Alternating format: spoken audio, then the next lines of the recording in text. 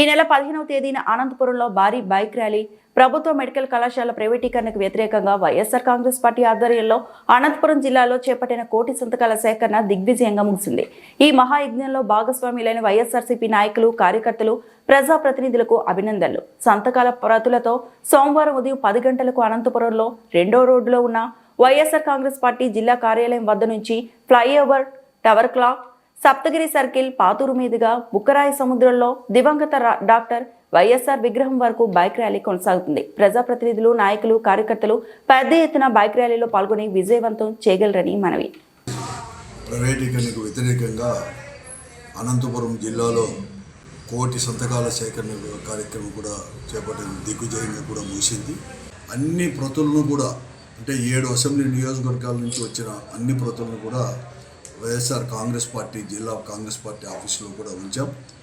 రేపు 15వ తేదీ అనగా సోమవారం ఈ అన్ని ప్రతులను కూడా అంటే ప్రజాభిప్రాయాన్ని ప్రతిబింబించేటట్లు ఏదైతే 4,55,700 మంది సంతకాలు పెట్టారో వారి యొక్క ఆశయాలని లేకపోతే వారి యొక్క అభిప్రాయాన్ని ప్రతిబింబించేటట్లు కూడా పెద్ద ఎత్తున ఈ జిల్లా కేంద్రంలో అనంతపురం జిల్లా కేంద్రంలో వైఎస్ఆర్ కాంగ్రెస్ పార్టీ ఆఫీసు నుంచి ప్రారంభమై పెద్ద ఎత్తున బైక్ ర్యాలీ కూడా చేపట్టడం కూడా జరిగింది.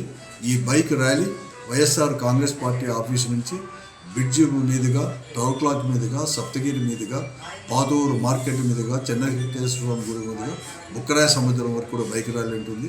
ప్రతి ఒక్కరు కూడా ముఖ్యంగా వైఎస్ఆర్ కాంగ్రెస్ పార్టీ శ్రేణులు, కార్యకర్తలు, నాయకులు, ప్రజలు స్వచ్ఛందంగా ఈ బైక్ ర్యాలీలో పాల్గొని మన యొక్క అభిప్రాయాన్ని ఈ ప్రభుత్వానికి, ఈ కూటమి ప్రభుత్వానికి చేరవేసే విధంగా కూడా బైక్ ర్యాలీలో కూడా చేపట్టడం జరిగింది. కాబట్టి ప్రతి ఒక్కరు పాల్గొనాలని చెప్పేసి మరీ ముఖ్యంగా ఈ కూటమి ప్రభుత్వం యొక్క గుండెల్లో రైళ్లు పరిగెత్తేటట్లు కూడా ఆ బైక్ ర్యాలీ కూడా ఉండాలని చెప్పేసి కూడా వైఎస్ఆర్ కాంగ్రెస్ పార్టీ శ్రేణులు కూడా కోరుతాను.